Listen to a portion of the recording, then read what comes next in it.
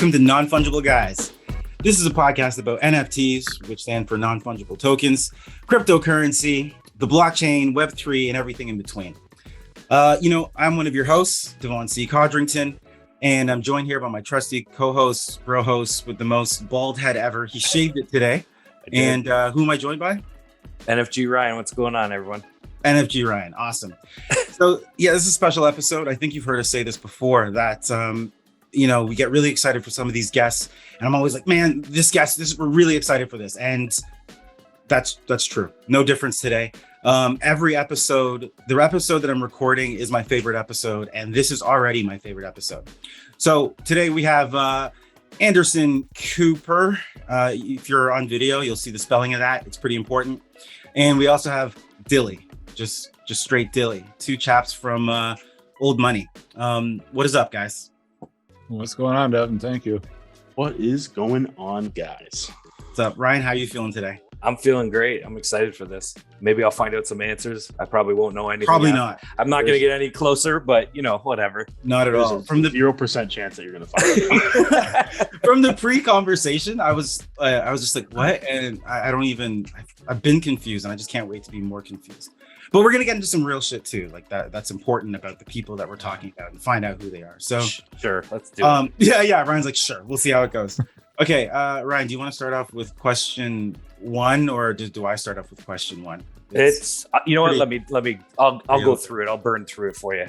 All right. So, who are you, and how did you guys get started in this space? And I guess what is old money? Oh man, go ahead, Q. You start. Don't. Yeah, the what is old money question. Good luck. Yeah, I know. Yeah. We'll start with who are you? Who are you? Who are you guys? All right, cool. So I am a mid-40s father. I was in the military. I was fire service. I was in an industrial fire service, so actually as an industrial fire chief. Worked through. I'm kind of an contrarian investor, contrarian thinking type person. So all of my life up until recently has been, what do I do? How do I do? And how do I protect? As a father, I have 3 kids. My goal is to always give them way more than I have ever had in my life. And I don't mean stacks of cash. I mean more opportunity. Nice. I get into this weird state where I start thinking about how bad things really are and the shit show that we are allowed to cuss today, right? Yeah. It's encouraged. Yeah. All right. It is fucking encouraged. I also love how he said cuss. The naughty words are going to happen. I want to make sure that my children have a better opportunity, and it's not just about teaching them new things, but maybe even providing them new things. So I've gotten to a point here midlife where I went, you know what, do I just continue, put my head in the sand and be a fire chief for another 20 years? I love that career. I love everything about it. It's a passion. It's a drive, but it's not building anything for my family, my future, and then the rest of the population as well. The US dollar is a problem. And the fact that it's a world reserve currency means it's also a problem for you in Canada. It means It's a problem for anybody that's touching it. So I started to look at crypto after the silver squeeze. In the beginning of last year, I knew about the silver squeeze because I'm also, as a contrarian investor, I know about precious metals. And when the silver squeeze, and when that started, there you go. So when that happened, I started to pay attention to crypto. I knew about DigiGold in 2012, but I didn't know how to. I understood that there was a thing called Bitcoin, but I didn't know how to. I was so focused on my career and life and family building at the time that I didn't get deep into it. I just knew that it was way outside of my skill set. So 10 years later, cryptocurrencies are mature, and there's profitability, and then there's also possibility with cryptocurrency, blockchain technology, and everything. So as soon as I started evaluating what cryptos were out there, I went through that evolution of Bitcoin's amazing, Litecoin's an alternate, Ethereum's crazy. And then I started seeing some weird things, and then I found Cardano. And since I got into Cardano, it was all in. I learned about Project Catalyst. I got really deep in the roots of early last year Project Catalyst. I learned and met the people from Armada Alliance who were building stake pools, running them off of solar power and Starlink, like completely off grid. I have some Raspberry Pis. I started learning about coding where never before. And I started like, what's going to be my niche area? And all the while, NFTs started popping off. And that started really scratching the itch for me with like baseball cards and die-cast cars and all those like collectibles and everything from the 90s and where that marketing piece was there. So yeah, I hovered on the buy button for unsigs. I bypassed Space Buds. I went, not into Clay Nation, but I like the Cardano trees. So I went heavy into learning about Cardano trees while Space Buds was doing, or while Clays were doing their thing. And everyone, but that was in that bull market cycle ish where things were just going crazy. So NFTs piqued my interest. And from what I had learned from everything explained, where were we at with CNFT Con V1 and learning about old money? And I was actually watching that live stream go. And as soon as he opened up the website and showed us the light, and I saw the first blue bill be created, and I'm like, holy crap. I yelled across the house. I said, you gotta come here, and showed her. And she's like, hey, that's pretty cool. Well, to me, that many months later, it's more than cool for me. I've made it a part of, I'm working my way into the lore, and I'm letting the lore work its way into my life. And there's a lot, and that's kind of where we can talk about old money, go from there. But that was awesome, friends. I love how that. I got it. No, that's crazy. It's funny. I was literally looking at videos. I don't know if you know the YouTube channel Economics Explained, and they were talking about differences between the global reserve currencies and how it's probably going to move to China, and like what's going to happen and how there's actually collapse and basically there's a lot out there about the fragility of the typical economy and the banking system. And anyways, Ryan and I were talking about Swift yesterday and like moving money around and like extra, anyways, cool. So to that point, before we go, and Dilly, definitely want to hear from you. Yeah. But I got to remember that this is a podcast audience as well. But hi guys. Yeah. If you turn your damn camera on, we'd remember you were there. Yeah, right. So one thing that is going to be something to think about, as much as we talk about NFTs and we love the non-fungible side of things, I think it's all the bits and tools. We understand blockchain technology and we understand decentralization. So we understand that a decentralized blockchain is important for the success of the world. And the CBDCs, the central bank digital currencies that we have been and are going to start getting sold on, are 1,000 times worse for personal sovereignty than the US dollar and the US banking or any banking system. The CBDCs are a sin of all sins. So it is not like Bitcoin. It is a centralized blockchain. And just pay when we talk about DYOR, DYOR. Do your own research on CBDCs when that starts to become here's your savior. No, it's not. No, it's not. So, all right, I'll get off the. No, it's all good. And the last thing I'll say on that is look to China and their digital yen, which they basically same thing, but in China fashion, and also like but same concept of government centralized currency that they are forcing upon their citizens, and they've given I think they gave don't ask me to do the conversion of yen to whatever. It was like they gave a couple million yen, and that turns out to be like $1,000 or whatever, right? To users, to like a whole bunch of people in one of the central districts, and they were like, you got to use this. But then they're tracking everything to see how it's being used, and of course they have the social credit system where you forget to pay your phone bill, and then you go to rent a car, and they're just like, the system says you didn't pay your phone bill, plus you were mean to the person on the phone. This is not even joke. Like literally, This is true. They'd be like, you didn't pay your phone bill, plus you were mean to the person on the other end of the phone. So you cannot rent an SUV. You can only rent this. I was going to say Geo, but what's a Chinese car? I don't know, Daewoo or something. I don't know. It's probably not even Chinese, but that's Japan. That's Japan. Everything's Japan. Yeah. You can only rent this basic car, and then locked into that social credit system too. They have cameras on every crosswalk, and they pull up people with facial recognition and everything. So you'd be like, that guy has a bad social credit score, and he crossed the street the wrong way. So and that's not even a joke. Yeah, people disappear over there. All right. Anyways, Dilly. Yeah, hey Now guys. introduce yourself. Welcome, Dilly. Hey guys. Start with your social credit score. What is hard that? to follow that guy? So it's always hard to follow Q. I've always looked up to Q in the space. I used to watch his YouTube videos where he did kind of like whiteboard breakdowns on Project Catalyst stuff. So going into interviews with him is always really fun because it's like hanging out with, you know, one of your heroes. And it's like now we kind of get to work together side by side on whatever fucking this project is. At this point. That's great. But yeah, shortly about me. My name's Dylan, if anyone didn't know, IRL. I just turned 30, father of 2, got a 1-year-old boy, 7-year-old daughter. I really like kind of hopped, skipped, and fell into crypto. I think I have more of the traditional story like everyone else, where like the COVID and boredom like really hit hard. And we were all looking at, you know, like alternate ways and spending too much time on our phone, obviously. So Definitely. I got really into Binance NFTs. That was like my first taste of NFTs, which is hilarious to think about because like no one does NFTs on that chain anymore. Nobody.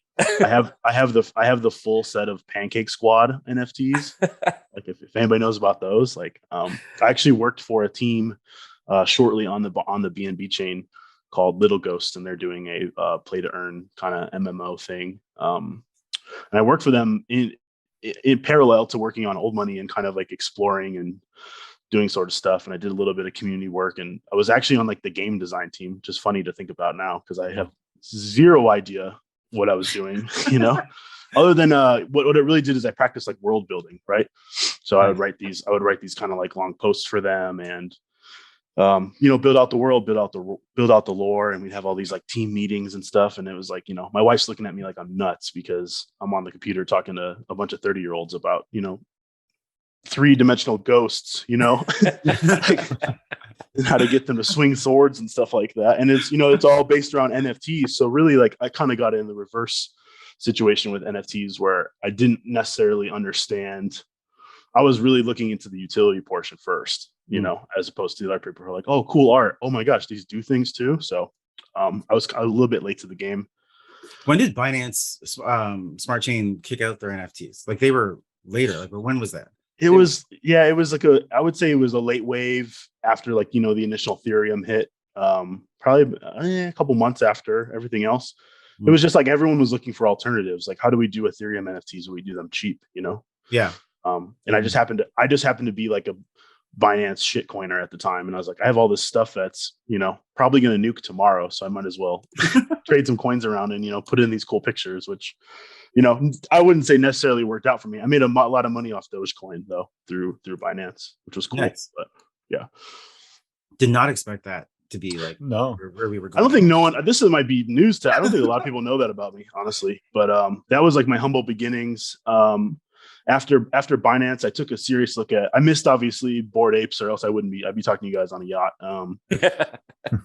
I missed all the big stuff. I think I dabbled in Ethereum NFTs, but like back then, man, the gas wars to get into any Ethereum project was horrible. The worst of it. Do you guys remember that? I don't remember the name. This is my exit from Ethereum NFTs as well. But there's like a Gundam project that was supposed to be like the most hyped. Totally. What was it? Meta Beast or something? Mecha. I had $10,000 of Ethereum in an account that I had accumulated, essentially my life savings in crypto. Yeah. And I was so sure, as was everybody else. Yeah. That you played the mint game on this Ethereum project and you mint one of these fucking Gundam Wing ripoff. Yeah. You know, that was like your ticket. I already told my wife, like, if I get one of these and I can flip it, you know, we can buy a new car. We have a down payment for a house. Like I was all pumped. So I think the first 3 of my mints failed. And then that was like $2,000 in gas or something like that. It was absurd. And then that little gambling monster that sits on all of our shoulders was like, well, if you hit one, at least you can probably, you know, it's not going to matter. Right. So I rolled through all my mints. I didn't get one. Oh shit.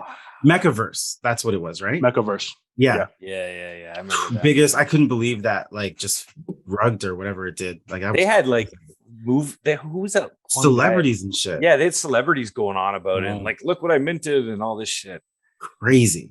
So that was my first big experience with Ethereum, and obviously, like I left that experience, like I got totally rugged out of all my life savings of not like I had money set aside, obviously, but like crypto in general. So, still to this day, I'm weird about Ethereum NFTs. I know that it's not as harsh anymore, but I don't ask Ryan, man. He plays there most of the time. Yeah, out of the two of us. The space has evolved, but it's still just a bunch of shit projects, and it's like all free mints, and then they just rug pull. I don't even.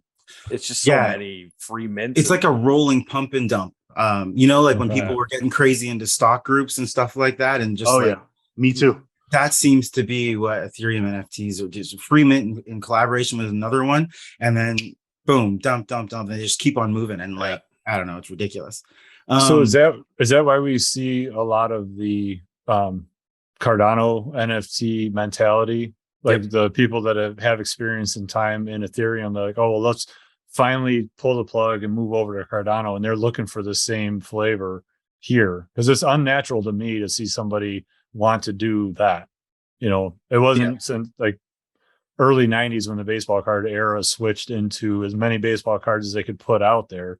That was the downfall, and that's probably what's happening on the Ethereum side right now. Oh yeah, but those humans are coming into the Cardano space. Yeah, and I'm curious if that, like, how many people do you recognize on both sides? I see a good blend of both, really. Like I think there's a lot of these like legacy people. I would say even like you and myself. I'm sure we've dabbled around different places, and like I found my home on Cardano because it was one, and most importantly, not expensive. Two, I could actually mint stuff, or if my mints failed, my money would get back, and that's formed around that terrible experience I had with Ethereum. But you have those people, those kind of like legacy characters in Cardano that I'll call them. And then, especially lately, you are starting to see an influx of like a lot of like, how can I hype a project up and do 2 weeks of work and open this mint and then take off. What is it? All those on-chain projects. Exactly. The one is legit. What is it? The one dogs on chains are legit, but then chains of dogs or something. There was the ducks, there was a rabbit, there was a dog. Right. They are all just the same concept. Just come out rug pull. I couldn't believe it. Yeah. They make it off with like 3,000 ADA and just put sour taste in everyone's mouth. So yeah. And you see what works and what doesn't work on Ethereum. And then you could take that and replicate it in a smaller way on Cardano, why not? Why wouldn't you? From a sociopathic kind of perspective, Well, yeah, sure. I think the anonymity of it, that like it all offers people are just like, screw it, like they're not going to know, whatever, I'm out. Despite the wallets being public, doesn't matter. They're rinsing it, not in Tornado Cash, but some other way. Yeah, definitely not Tornado Cash. Yeah, holy shit. That's crazy. I love where this conversation went, like completely different direction. I told you guys I was stoked to talk about, like, I've been around for a little bit. I know that you guys aren't just like hey guys, we're a Cardano podcast, like, oh no, we're down.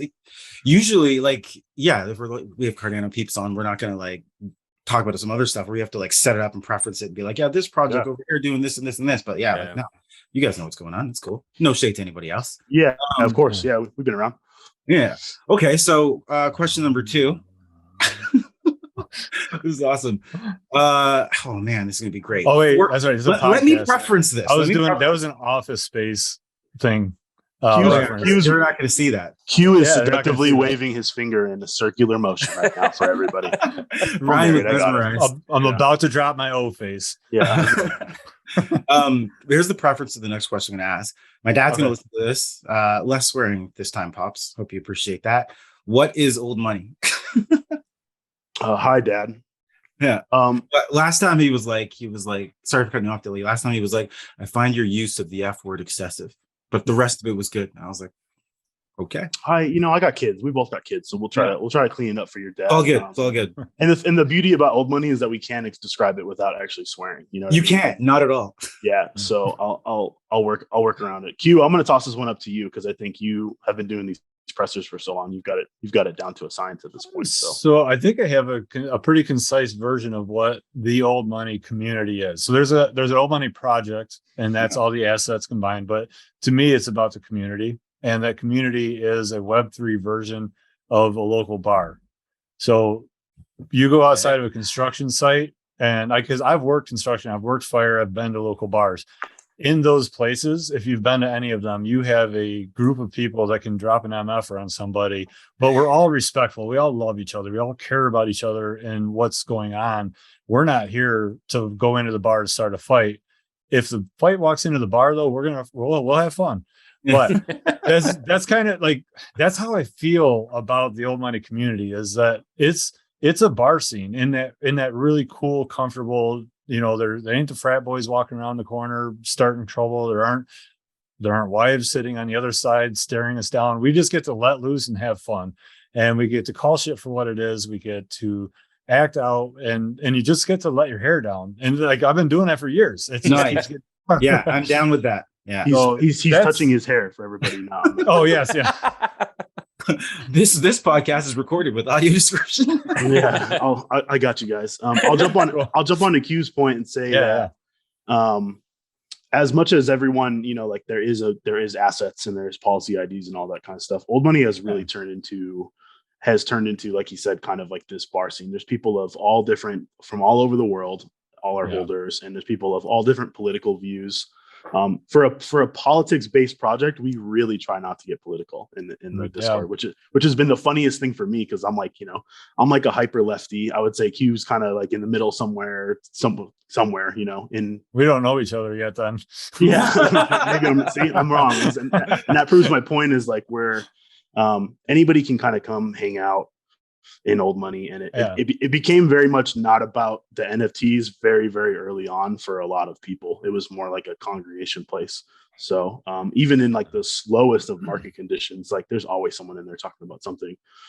Sous vide, for example, that we're a lot of sous vide steak enthusiasts, and we have our own cooking channels and that kind of stuff too. So really?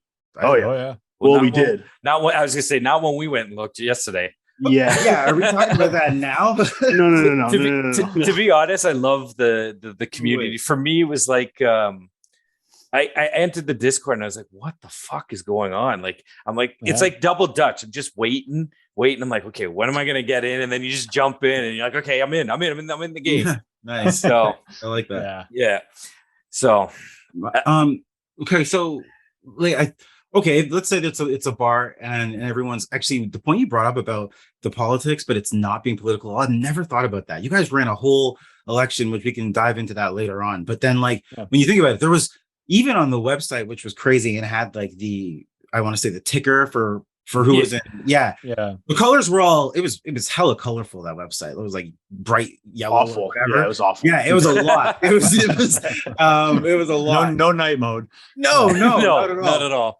That was, I never even thought about it. Like, that was, you know what? Good job. One of the criticisms that I got, I had talked to somebody on Twitter. I had done a trade for actually my profile picture. I used the Beyond Rockets chef. I'm a chef in real life. So nice. I always try to, I have a funny story about chef NFTs that I'll get to in a second. But one of the criticisms that I got very early on was like, well, I'm not American and I'm not into American politics. I don't care about American politics. So like, why would I can't really like, that project doesn't interest me, essentially. Right. And I wish I could give everybody like a test run in the Old Money Discord to just hang out with us for like 5 minutes, because once you get past like all the like, oh, those guys are mean and they like haze everybody and everyone's so like uppity and uptight, it's like I have a really hard time hanging out anywhere else, to be honest. Like I'm there like 5-6 hours a day just shooting the shit with everybody. So Devin, you made mention, Devin, that Devon. And Devon. Sorry. Yeah. No, it's all good. My bad. I don't know why I didn't hear it before. Okay. So it sounds like you started really paying attention to Old Money during the election in the campaign series. Because to me, that's like a small part of the whole picture. And I know that Ryan, you've been in the scene. You must have jumped in prior to that. Yeah. But as all that's happening, and I know that we'll get to this further down the line, but maybe to help really understand what we're doing, is this is a blockchain world and people want to use NFTs for actual purpose, true utility, right? And when we talk about all of the metadata and all the blockchains and everything that's happening, when you develop your project and your products the right way, And then on the back end, the coders put together the means by which you use assets. So it wasn't just because I went in and voted for Hood because he was the best candidate possible. Wrong. And still is. Just, well, you know. I'm with Q. Yeah. The way that we can actually state and show that, though, is how do you experiment in the Web3 world? You know, if I have a regional community in my neighborhood and we know that there's 100 people and we want to vote for something, a lot of people say, oh, democracy. Well, democracy still forces somebody who didn't vote for that to do something that they don't want to do because the higher percentage of people voted for this. Ideally, we get ourselves to a voting system or a communal understanding that we all want one thing. And that if we divide our thoughts and our pictures and say, well, no, we can only choose this or we can only choose that. Well, right now, that's how the world tends to work. Yeah. So how do we do that on blockchain? Well, right now, people just say, oh, you can use blockchain and save millions of dollars or billions of, and you can, but you have to build the code for that.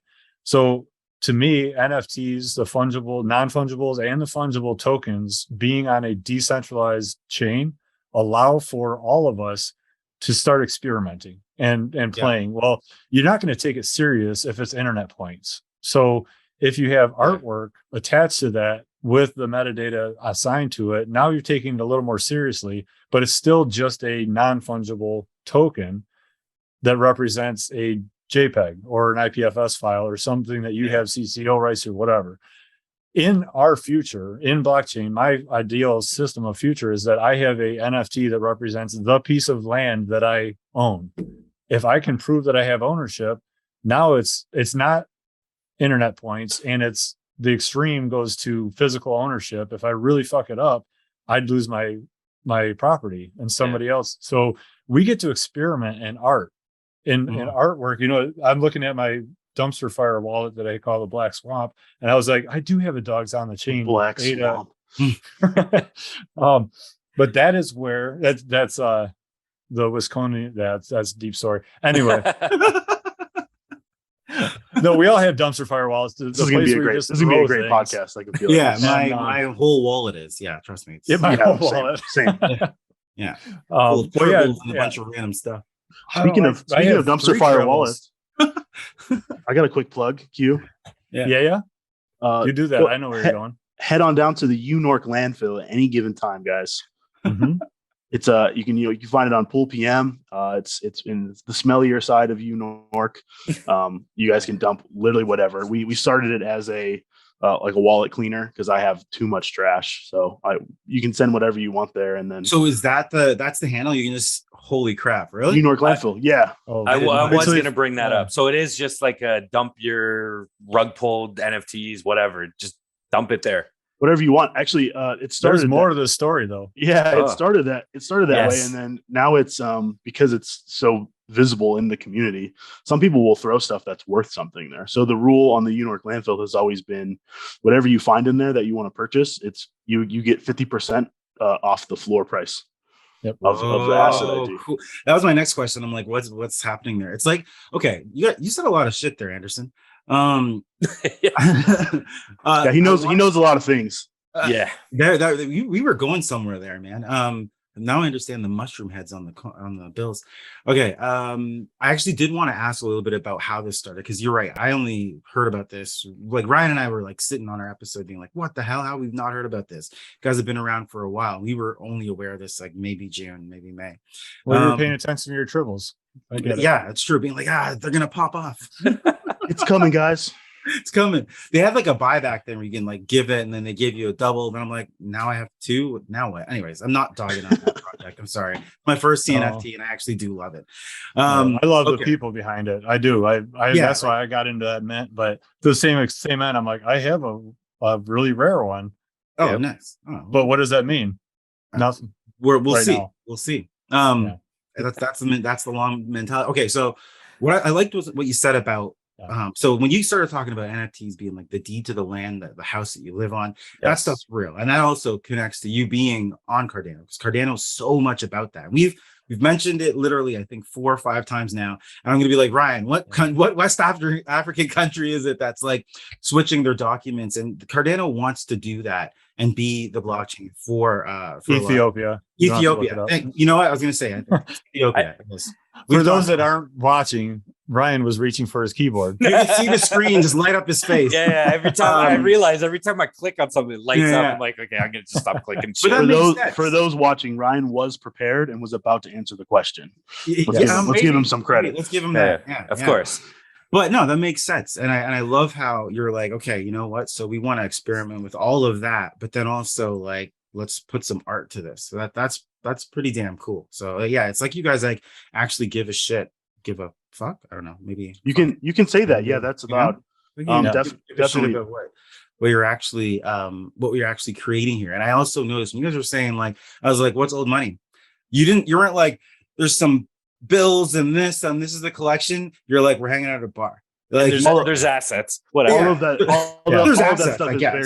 All of that stuff is very secondary to most people in the project. And I think that when you start talking to people, this is something that I've noticed in the CNFT community in general is like when you do ask that question, it's like, we have these fighters and then these fighters do this, or, or we have this picture and this picture unlocks like an airdrop and all this kind of stuff. Like we have a lot of the mechanisms of an NFT project, but old money is like, it's always been way bigger about that for me from very, very early on, And it's also like, I guess we never really, for your dad out there, we never really gave you the CNFT answer of like what old money is. So like to summarize, it's a sarcastic take on inflation and the devaluation of, the dollar.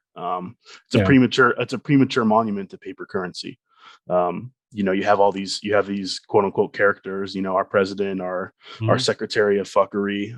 Sorry, Dad. And, they all resemble important figures along the creation of the dollar or the establishment of financial policy in American history. So it's a learning lesson. It's a lot of sarcasm. It's old money is a lot of things. It's not just bills and dick drawings and a shitload of wordplay and satire.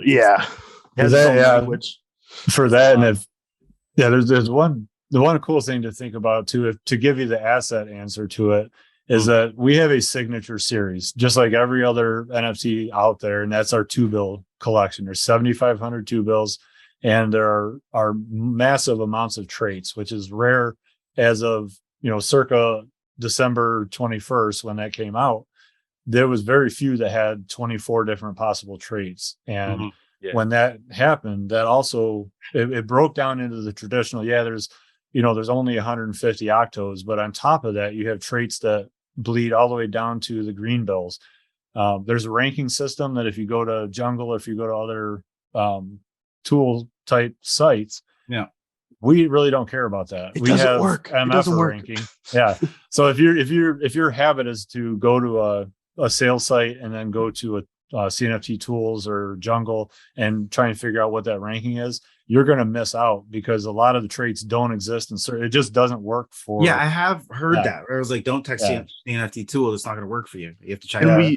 And we broke the traditional CNFT investor, like their minds exploded because there was people that were kind of in on that from the beginning. Like, okay, you can't really sort these things. And then there's people on the outside.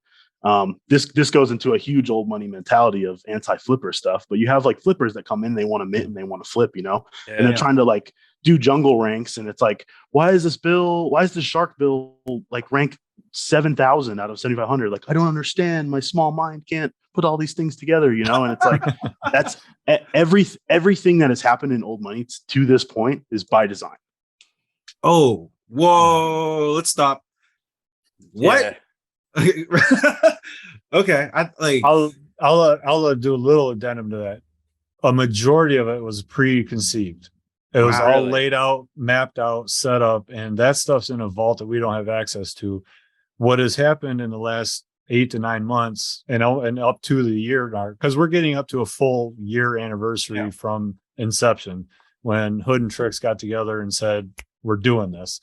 And then they spent months figuring out what this was and never went public until November. So they had a full, I think, 2 solid months of working through details, sorting out and organizing, and then getting the website, getting the Discord present, but not fully built.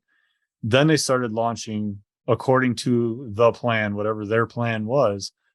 However, the community has said, we want this, we want that, we build, we do, and the entire ecosystem has changed. We went from a bull market to a bear market, and we're working through what things are happening, and we're learning, because all of us are so well involved in the other projects. We bring a lot to that community table, and it isn't 2 guys just saying this is how it shall be. They're saying, oh shit, we need to do that. So Dilly, you want to talk about the House of Mfers and how that's kind of shaped it? It's a great segue. I know, I set that up. Yeah, it's almost like you were prepared for this and I wasn't prepared for this. I'm all over the place, and this guy's got, No, this is good. This is great. He's on the tracks.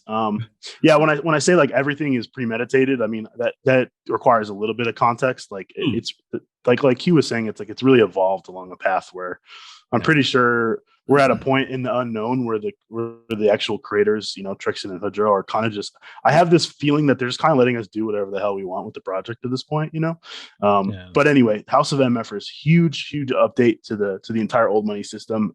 There's always been this clamoring for like, old money is a project that inspires people, and there's so many people that are opinionated in Cardano who are all in these other projects, and they see things that work and they see things that don't work. And so we actually have, we created the House of Mfers much like a U.S. Senate works. So nice.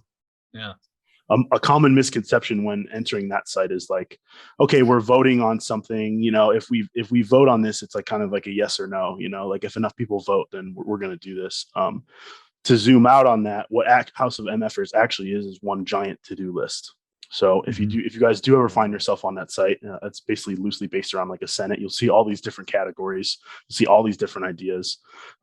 Hood basically started us off with a bunch of different ideas and things that he wants to do. And you're able, if you're linked through Discord, to kind of vote on what you like, what you don't like. It's basically just like, yeah, I vote for this. This sounds like a great idea. And the things that accumulate enough votes kind of rise to the top.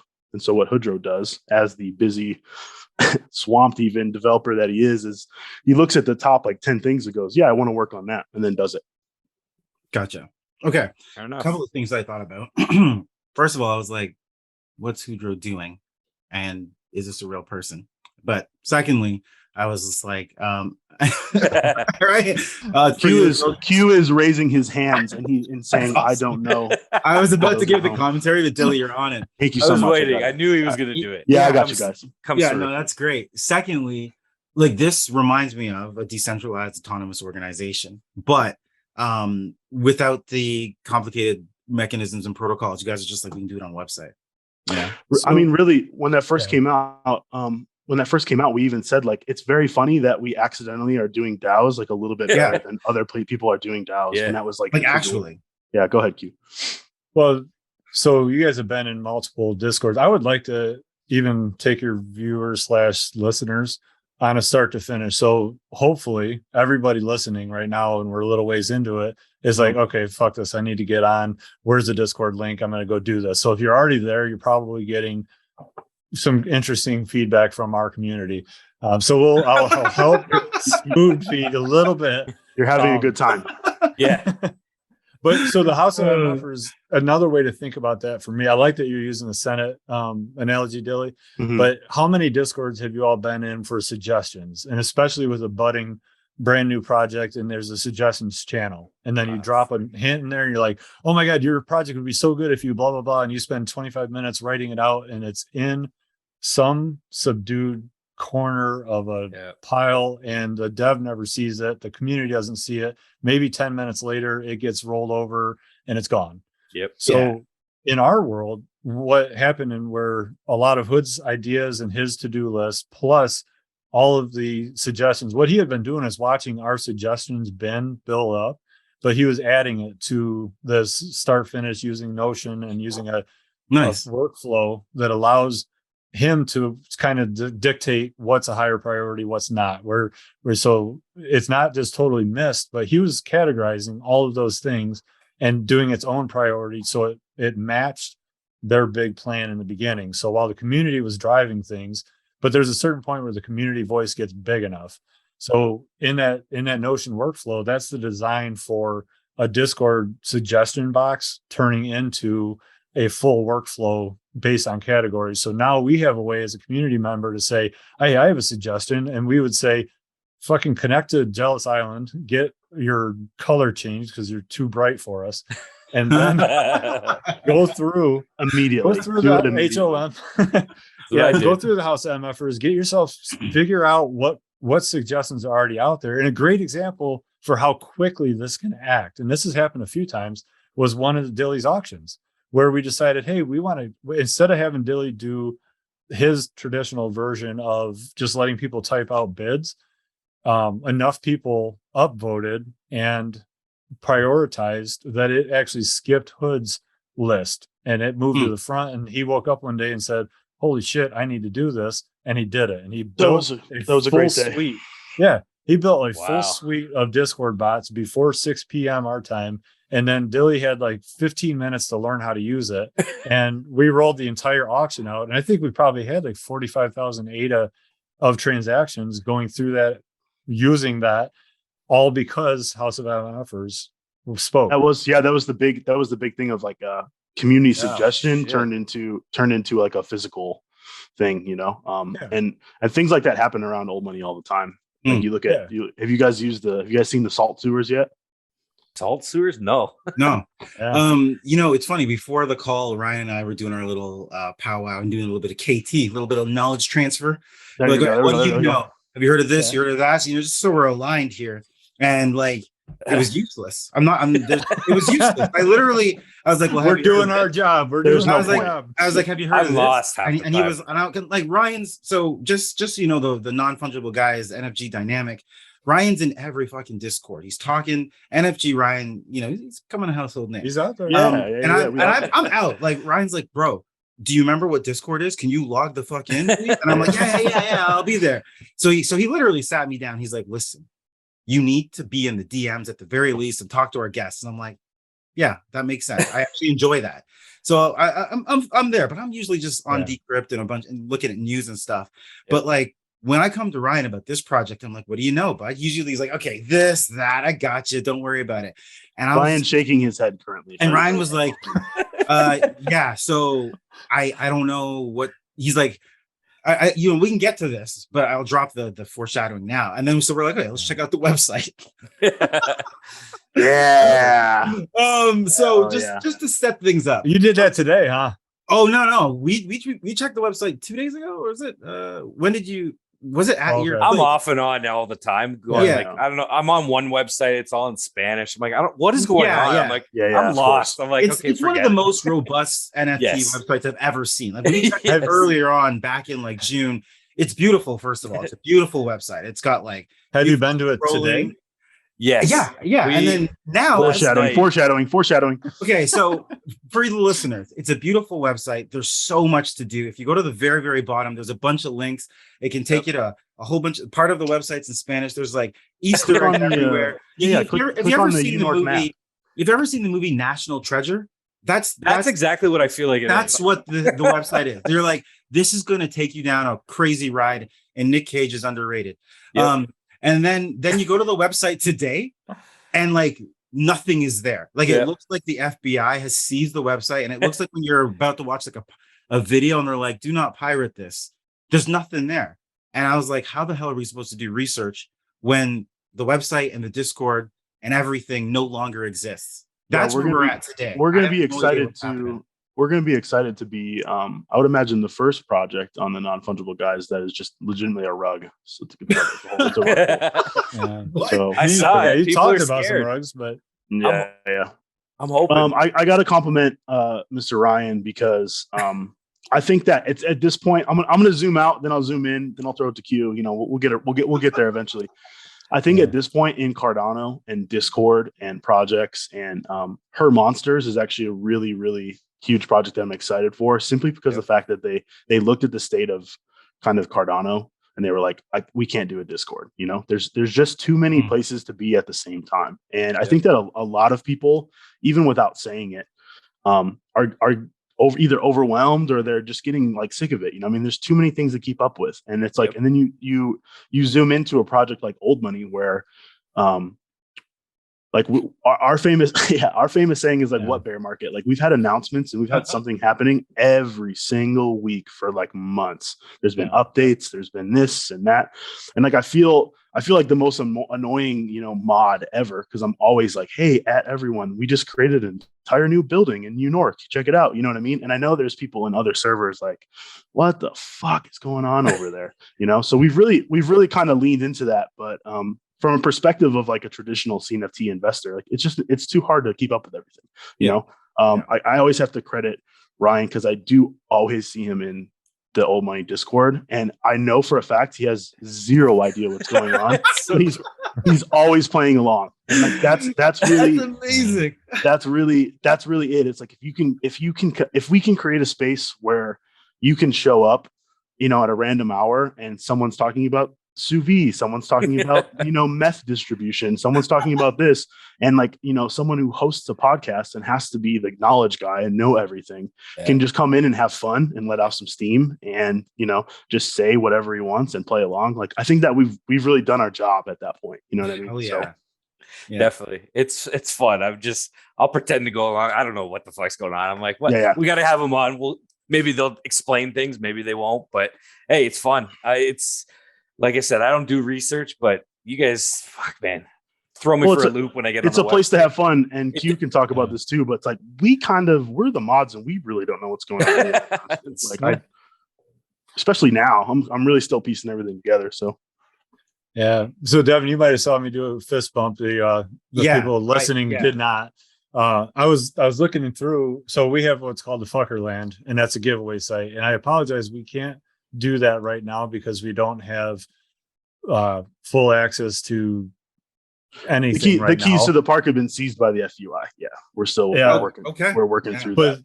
The fist bump was because the most recent Fuckerland was for one of our community members, our mods, put together a whitelist connection for 10 whitelists. So when you are connected to Jealous Island with your wallet and you go to Fuckerland and you can actually click a link and you set up. It's designed to also allow for it's not just an NFT giveaway or a site giveaway on with the regular bots that you see on Discord. This is a website giveaway platform. So when we do our giveaways through Fuckerland, they're amusement rides, and it's been everything. We've given away a full dead pixel before. We've given away whitelist items. We've given away a lot of stuff. And actually, that's the mechanism for going back a few minutes, UNORC landfill. So the short version of UNORC landfill is if you go to that UNORC landfill and you find a tribal or you find something in there that you have a passion for, but somebody else doesn't. If you find the floor price and you claim it, you get to pay half the floor price. That money goes into the pool. So we have that money adds up, and we've actually gone through 2 iterations of once it gets to right now, our floor is over 1,000. So we got over 1,000 ADA. We bought the floor bill. We put it into Fuckerland, and everybody that's linked and connected. That's so cool. One person won a 2 bill. You won 1,000 ADA for that. We've done it twice now. I'd have to scroll down and see who won the most. UNORC City Recycling, baby, at its finest. Yeah, definitely. So the fist bump was because I actually won that whitelist. I was one of the 10 winners. Nice. Out of 71. So I'm like, yeah, nice. There you go. Live finding it out. So and with the UNORC landfill, nepotism. That ties into House of Mfers, because that was me and a couple of our mods late at night going like, fuck, I really got to clean out my wallet. But like, we should do something fun with it. And then it just turned into this whole, like, how do we recycle like all these trash NFTs that people like accumulate, and how, like, because even when you deposit to the UNORC landfill, you have that small amount of dust, right? Like that adds up if you have an entire community doing that, day in, day out and cleaning out their wallets. So then it was like, well, what do we do with the money? And it's like, well, what if we just bought a bill and just gave it to people? What if like we just reward people, I love that idea. So Hood had to build all of that. So like anytime somebody's like, hey, I got a great idea, they're like, fuck off, I don't have time. The whole community says we want this to happen, or the group of mods, and then you evaluate it and then you prioritize it and you execute it. So that's another one of those House of MFers. I mean, there's a House of MFers suggestion to buy meth for everybody. That may not make it through, digitally in the metaverse. Yeah. Yes, but the metaverse, we could make it happen. My metaverse. Holy. My first House of MFer suggestion was like, what if we pay Dilly like $1 million a month salary? Let's just think about it, guys. And it didn't get a lot of votes, but I had to really put it out there. I also have a short update. I compared the House of MFers to the Senate, and it is literally the House of Representatives. The Senate is coming. That makes more sense. The Senate's tiny. The Senate's coming soon. Alpha. Okay. Senate's coming soon. You got that NFG alpha. Yes. Or not coming soon if the project is actually a rug. Anyway, continue with your questions, guys. That's awesome. Or not. Devon, I have one other before you go to the next question. I think we're at question number 2 still. We're at question 3 out of okay. All right. Many. We could make this the world's longest podcast if we really wanted to, but just keep us on the rails if you guys want to. Yeah, of course. This is easy. I'm sure. Yeah, no big deal. I have a pro tip for you though, and it sounds like you are not you're not quite a Discord person. A year and a half ago, I didn't even know what the F Discord was. I didn't either. And I was in earlier on. I was super hyped up. And then I also bought a motorcycle recently and I'm out. Congrats. Doing that. Nice. And I just fell off. He's living a life most of us want to live. Devon is awesome. I would like to model myself. Dude, Ryan? I would like to model myself off that life. Continue. Sorry, go ahead. We'll talk offline. Yeah. So there's a command feature where if you / and then follow up with information in Discord, there's some universal ones like table flip gives you that icon, and unflip to flip it back. But then different projects can have their own built-in commands, and we have what's called a bilitary. So when you get to Old Money's website or Discord, there's a whole suite of commands that we have that are custom to our area. So in that sense, if you want to look up a bill, you can do / bill and it'll give you all the back commands. If you want to pledge your allegiance, you / pledge. And I'm skipping ahead just in case, but all good, dude. I do want to give you a little bit of alpha for anyone listening. Just like, hey, we're an hour in, here's something that nobody's going to know. With those commands, Discord commands, and if you want to know when the next mint is going to be, type in /when, just /WEN, right? And it gives you the most precise, detailed information and it's not always up to date, but it'll have an update. So it's something that you want to check a little more often than not. Even if you get what seems like a canned message, check it frequently. Yeah, it's a personalized when, right? Personalized drop suite compared to whoever is, I'm gonna step away for a second. That is awesome. Thank you very much. And with that, Andersum KEWWper is out. He dropped the mic and left on it. He literally did, and then he just left. He's like, we could do a whole episode on the military bot, but it just goes back to the facts. Like, you complimented the website, which we all appreciate. The website was the thing that brought us into Old Money. And what's up, bud? What's going on? Up? Can I call him an MFer? Is that allowed? Yeah. I hear it. Yeah, he said yeah. He knows. He said yeah. He knows what's up. Yeah. I am Mfer. There we go. I know all about this stuff. Oh, perfect. I even made my own cool rip data. Wow. Nice. There we go. That's awesome. Better than me. Bye. Bye. Bye, buddy. Hey, buddy. Nice glasses. It's cool. But what a sweet kid. What I was saying is so you have the website, and then you look into all the technical stuff that we really do deliver on in Old Money, and the military bot, for example. If you can just play with that forever. You do /rank. It'll bring up your entire bag. You can see everyone's bills. It links right to Jealous Island. It links to the website. Nice. You can see what rank you are on Jealous Island. With the /bill command, you can see directly what your MFer rank on your bill is. Which is that that helps. That's kind of cool. Yeah, it helps a ton. Definitely. All right, why don't we move on to question number 3 here, Ryan? Yeah, cue this one up for you. You want me to ask that question? Really? Yeah. Why not? Yeah, I think it's important. Dilly's gonna like it. All right, gentlemen. What is your favorite food or restaurant? Oh yeah, this is my stuff right here. Well, if everyone doesn't know, I'm a chef and a bartender in Las Vegas, full time. So nice. I became the go-to Cardano food guy. You can check my wallet at Dilly Cooks. I have an entire chef collection that I'm currently making happen. So my favorite restaurant, I went to Mexico City I did prepare for this question because I knew you guys were going to ask it, and I knew it was gonna take me too long to answer it if I just thought about it on the fly. So I went to Mexico City and I ate at this restaurant that I saw on this Netflix show called Chef's Table. And shit! Sorry. Such a good show. Incredible. Yeah, tell your dad. We won't tell your dad. Awesome. Yeah. So I watched this episode. Yeah. So on Pujol. Yo is the name of the restaurant. Yeah. So I remember binging that series as a chef, obviously, it like really spoke to me. But so when I planned my trip to Mexico City, I planned my entire trip around this one restaurant because I had it was one of those situations where I had the highest expectations for a meal ever. And not only were those expectations met, I was completely blown away. Wow. So if you ever are in Mexico City and you have a chance to visit Pujol, I don't know exactly where it's at because I got kind of lost in Mexico City. Order they have a chef tasting menu and they have a dish called the mole madre y mole nuevo. And it's it's an old version of their mole that they've been kind of just continuously cooking for 1,000 days. And then they make a new batch and then they put them together on the same plate. And then holy crap. Yeah. I don't want to get too in depth because I can nerd out about food super hard, but if you've ever seen Ratatouille, when the critic eats the dish and he zooms to his childhood and has that kind of and he's all happy. It's pretty cool. I legitimately had that moment IRL and I just smiled my entire meal. So that's my answer. Sorry. Go ahead. So you know what's messed up? I just thought Dilly Cooks was a name. I didn't know you were a chef. I just threw that question in there because I genuinely like that question.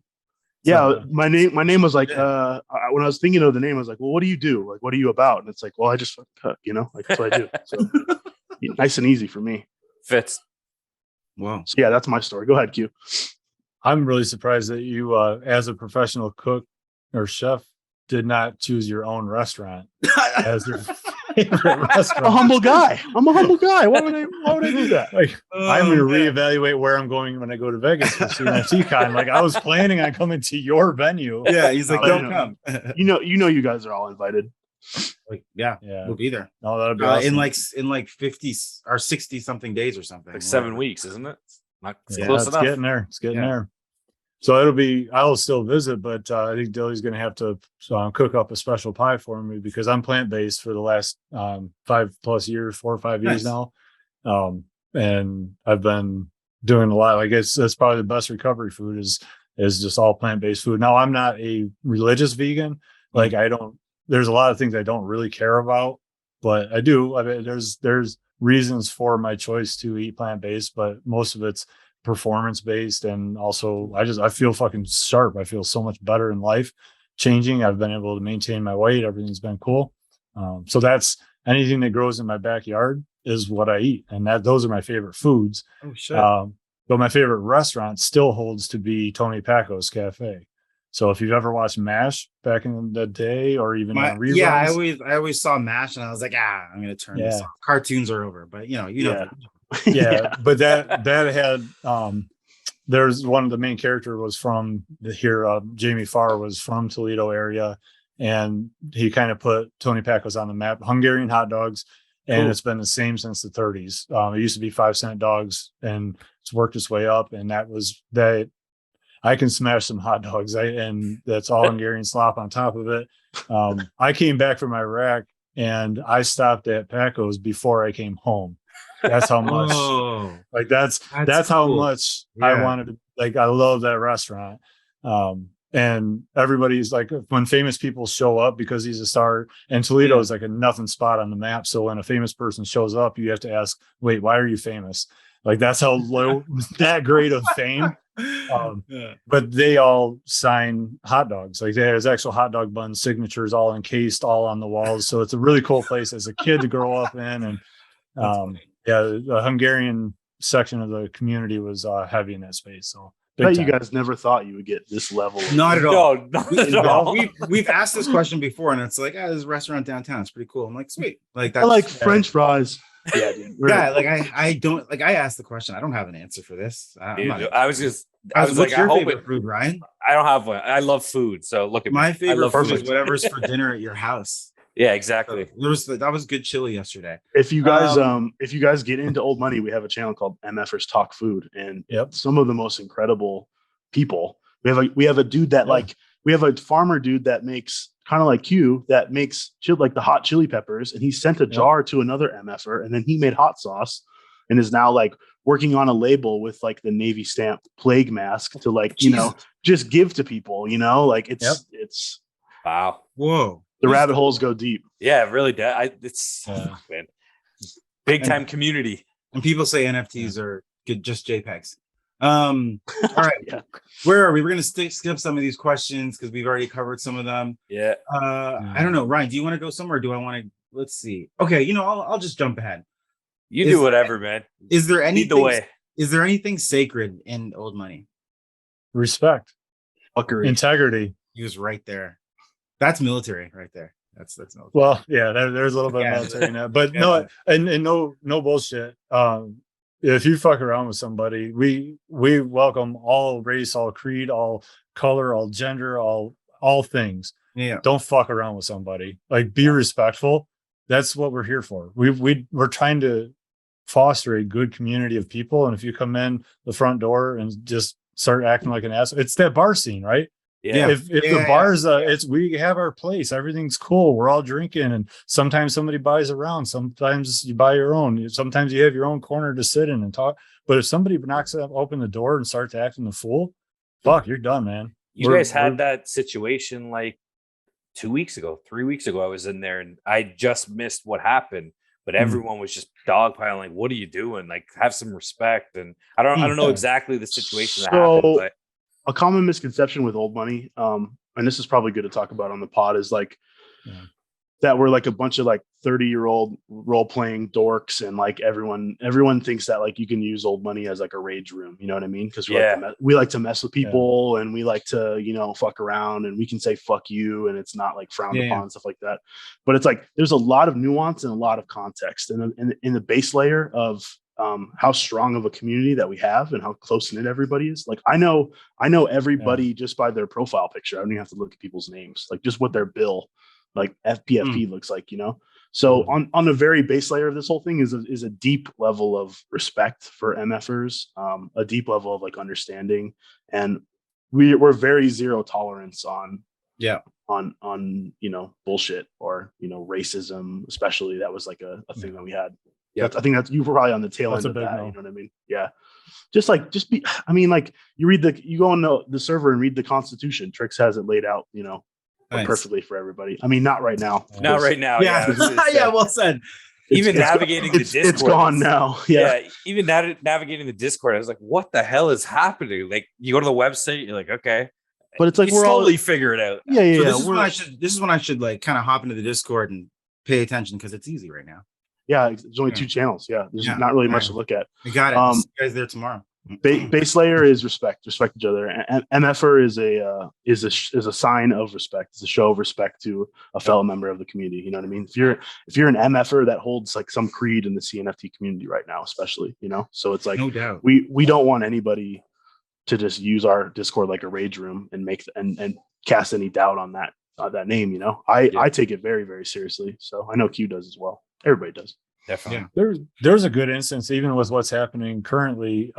We don't know what's going to happen or how it's going to happen, but there's a lot of fun jokes that are happening. I even made a comment earlier today that I almost vomited having said out loud because I was playing along with the joke about somebody had a screenshot with everybody having the white name. And I'm like, oh, fuck that. I respect the colors and the rank. I'm not going to just like look at your personality and your contribution to the community. I don't want to respect that like totally contradicts my thought process. Like Devon, if you show up and you want to contribute and talk, like I want to hear what you have to say. Yeah. But just because you are a god or a lord or whatever rank you have in our system, that's not, I don't give people courtesy because they spent more money than me or because they have more assets than I do. I give people respect based on what they're doing and how they're contributing and how they treat others. Do unto others as you would have done unto yourself. That's huge, right? 1,000%. And let's pause right there for a second, just for some clarity. And maybe this is me. When we're talking about white name, we're talking about those that are sliding into the Discord brand new without any assets. Yes. Like when I slid in and everyone's like, "Why is your name white?" I was like, "Oh my gosh!" Everybody's yelling at you. So for those of you that are listening, because we do have some peeps that are like when you come into Discord, you log in or whatever, your name, your profile name can have different colors. So it's not like a white name like Ryan. Sorry, I'm such a jerk. Why would I say that? Everything we just said, after all we just said, come on, man. Just cue that up, and I'm like, no, that's okay. So everybody, you got the spirit. That's exactly what we're looking for in MFers. Full disclaimer: that was a stereotypical joke that I made. I don't really mean that either way. What you're saying is when you slide into the Discord, if you don't have some sort of asset that belongs to, I guess, the old money collection, if your wallet's not connected, then your display name is the color white, and that's what it's referring. So you yell that, and then if you purchase something, your display name color will change. So when I went to the Discord, everyone's like, "Why is your name white?"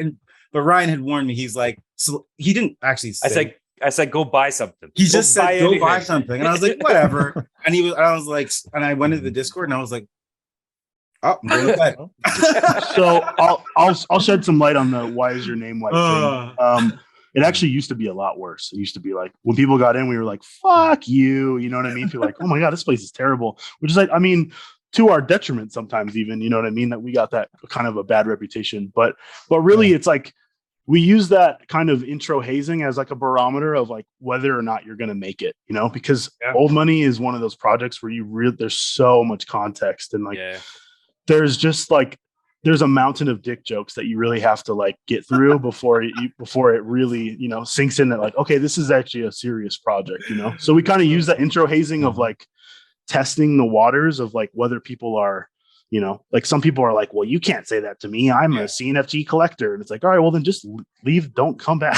Like we don't need you. Like, can you roll or can you not roll? Exactly. Can you hang? You know what I mean? And it also encourages people. The other thing that people probably don't think about is it encourages people to hit our website, because the only way to get a roll in old money is to go through Jealous Island, which acts as, you know, just like, you know, New York back in the day when everyone was immigrating back through and all that kind of stuff, you know, like you got to go through Jealous Island, got to get your paper stamped and get your roll. So, so it encourages people to check out our website. And I think once you check out that page, you scroll down, there's an FAQ on the bottom of the page, you see the leaderboards, you kind of start going, okay, there's something bigger here than just like, this mod gave me a roll just because I'm here, you know? Yeah. No. Well, it makes the flipper mentality go like, so I did a fist bump because I have a whitelist on a project I know nothing about. What's my next step? I'm going to go into that Discord. I'm going to look around. I'm going to ask, hey, you know, how do I sign up? What do I do? Where do I get the research? What's going on? Like if I walk into somebody's new Discord, all new, there's a, you know, Ryan, you've been to so many of them and you know, there's a good way to walk into the bar and there's a bad way. You don't walk in and be like, serve me right now. Yeah. You're done. Yeah. You got to walk in, you got to look around, you read the room, right? Let's figure out what's going on and then ask what's going on. Then ask the right question, figure out what that is and what's the language. Don't walk into a bar where people are speaking in a language you don't know and then just start talking your way. Yeah. It's that community. So I feel like that's the best analogy for what is old money. It is that community for that. That's pretty cool. It's hashtag designated news. That's really what it's all about. Yeah. Yeah. There was a channel and we could probably shoot you the links or have somebody hook you up. Designated news gets you all the rest. So the /when gets you to the commands and that'll tell you when the next drop is. The hashtag or the pound sign if you're over 40. I know. I've had friends be like, "What's pound?" And I'm like, "Yeah, pound colon." This. Yeah, designated news is important. It's a cornerstone of the old money community. It's like, you know, it's a place where you go for those, you know, that real designated news. You know, it's designated just for you. I had a buddy whose password was actually pound colon. And it was like, dude, you don't have to be that blatant. Yeah. All right. I'll let that sink in. I'm like, right. Okay. Yeah. I'll pound your colon. Go ahead. You. Now we got it. Got him. For everyone watching at home, the joke went over his head previously, but when Q just said pound colon, it sank in really quick. I was like, okay, yeah, no, yeah, we're there. Everybody's welcome. All right, so I have another. This is actually old money Discord. This is basically what it's like hanging out in our Discord all day. This is good. You, so. Yeah, it's good. I'm missing out. Devon was me. I'm aware. I'm aware. I'm missing out. Well, okay. How do when I write these questions, they make sense, and now I'm like, whatever. I know. That's why I was like, go ahead, you ask this question. Me ask. I'm like, my what? Right. Everybody, sit down and get ready. Two non-fungible guys walk into a bar. They should not have. Yeah, 100%. Yeah, we don't drink. Do you see how we could make this episode like 4 hours long though? Like there's there's too much. We haven't.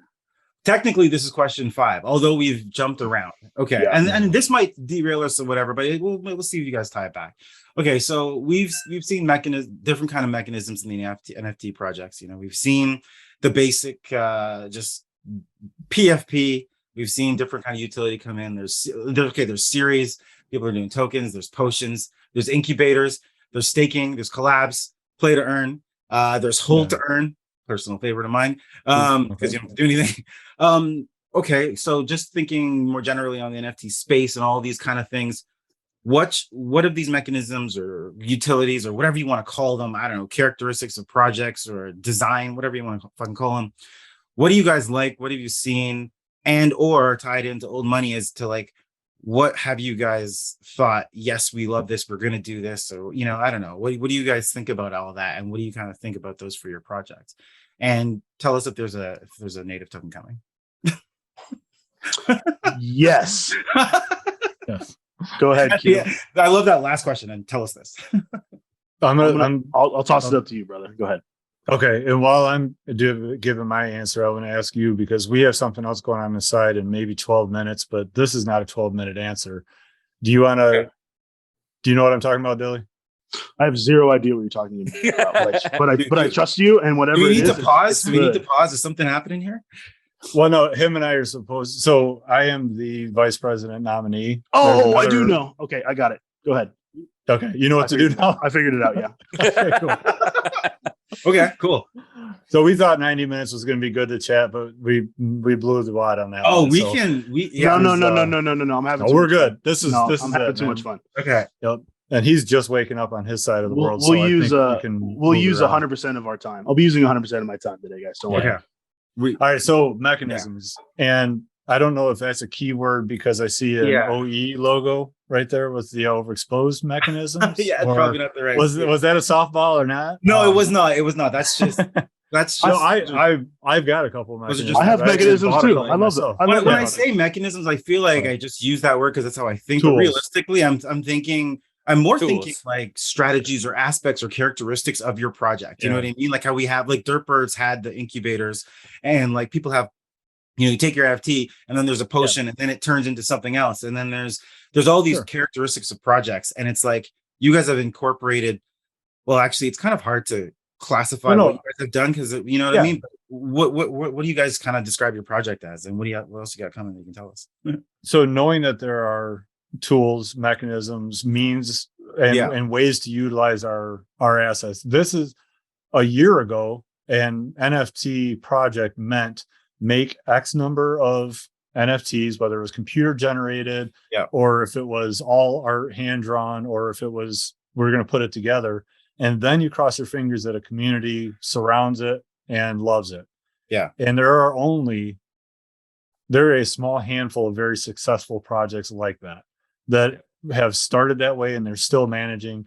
To me, my vision, my focus on how the NFT space works and I'm mostly in tune with the Cardano space, right? So I've only heard about the others, but I'm pretty well versed in the Cardano scene.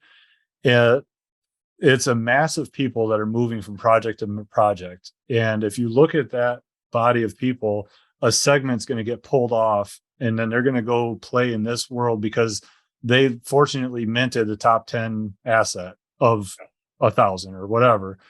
And that community builds. So you scrape off a little of them and you scrape off some more. And we're in this bear market now where it's that massive collectors and people is diminishing on its own, because some people are getting wrecked and moved out. Some people are getting drawn into other spaces, and real life happens. So that we're not swelling with a body of people. We're reducing the core number of people that are here. And as the new projects are coming and going, more and more of them are focusing in. So like in a bull market, you play and you diversify, because you need to have as much aid as you can to put on every single play. Roulette, one's going to hit, 36 are going to miss. But if you're in the one that hits, you make your fucking money. Yep. So if you have any inkling of a successful project or a bad project, when you're spreading out and diversifying, you could probably cut that in half. Put your assets on 18 squares. Like if you know it's going to be red, you're going to bet all of the red numbers, and one of the red numbers are going to hit, and you hit 18 times over and you do well. So if you think about, and I hate using NFTs as a gambling. I love Vegas puns though. The analogy fits, right? It's perfect. If you can have an idea of what's good and what's bad, you'll put all your shit out there on a bull market and just diversify and cover all your bases.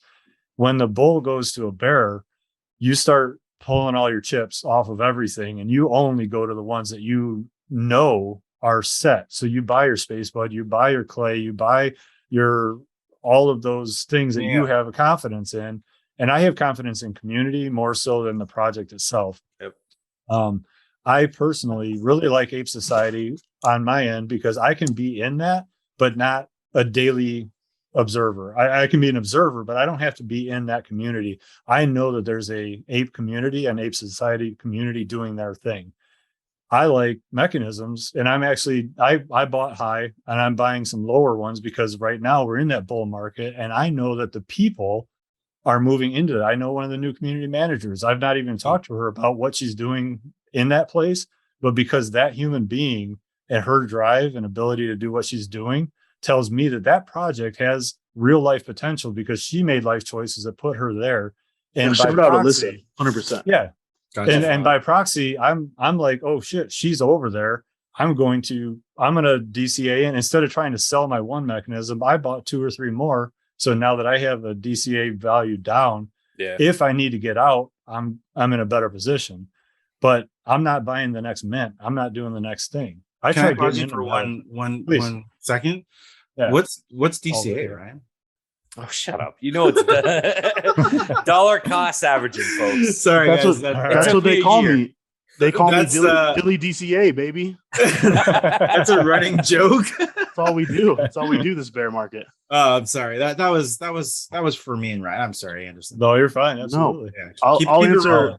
I'll answer some of your questions too. You're talking about mechanisms of mint. So you're talking about, like, for example, this mallard order sort of situation so we're handing out people these kind of mysterious letters that put you in this exclusive club and give your own Discord channel. And it's like, we've seen that replicated a ton in different forms. Even like bring it back to mechanisms, the Genesis token, that is a form of that. You know what I mean?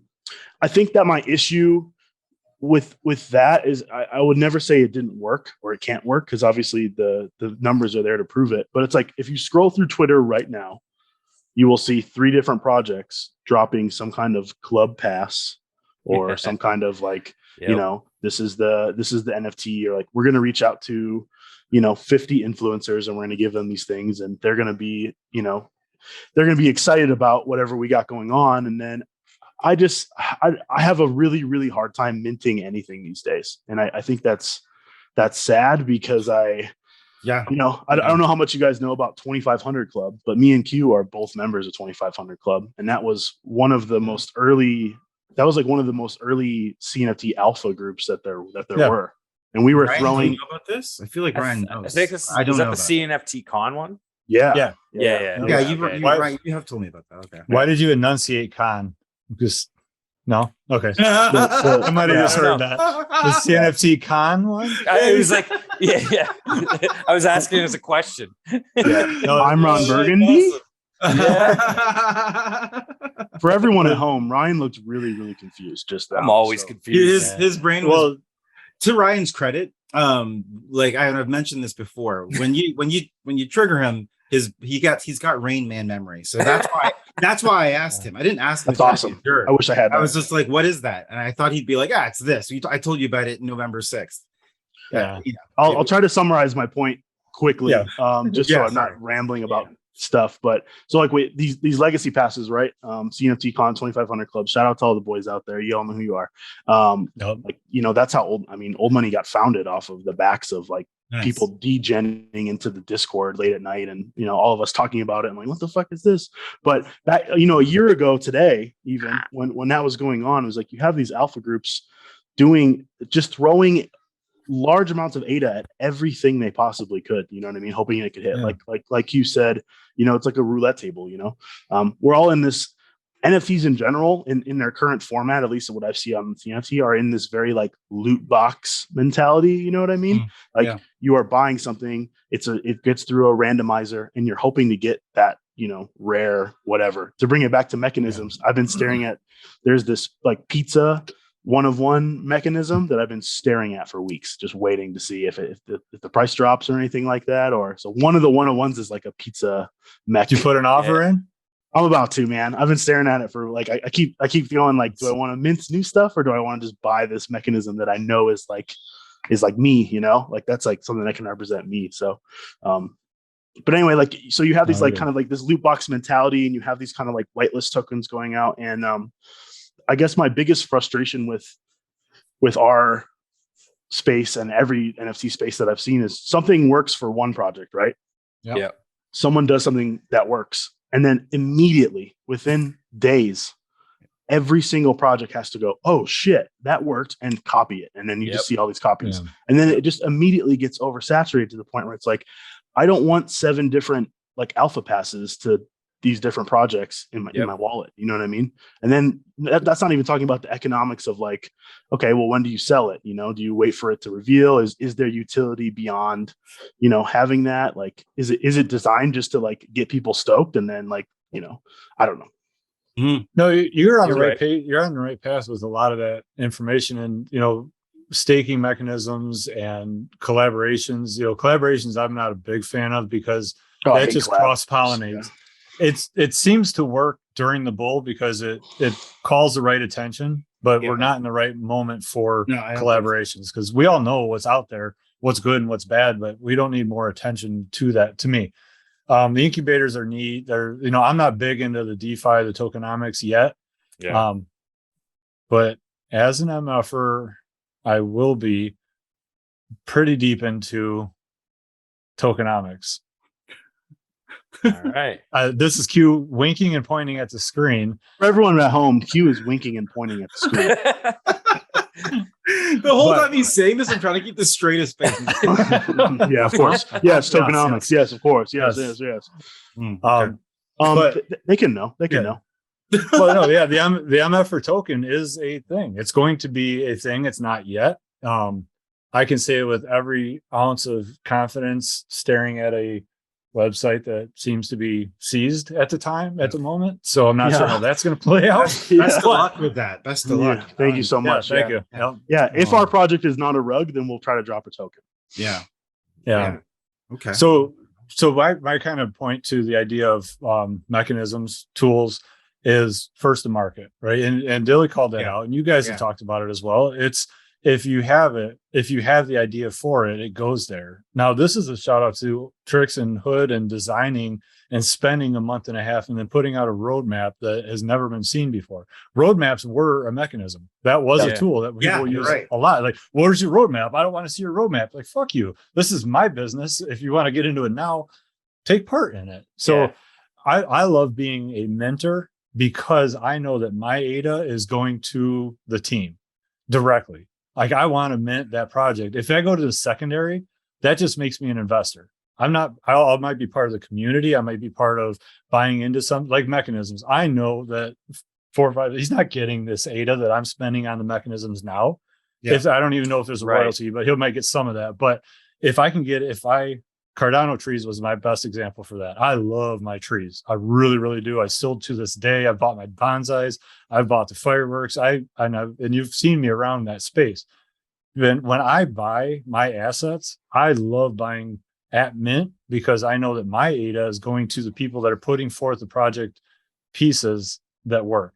I like being in old money because I'm helping the community members. If you were lucky enough to mint something that I want, and I want to buy that to build my bags, I know most of the old money people, we don't buy and go somewhere else. We buy and buy something else.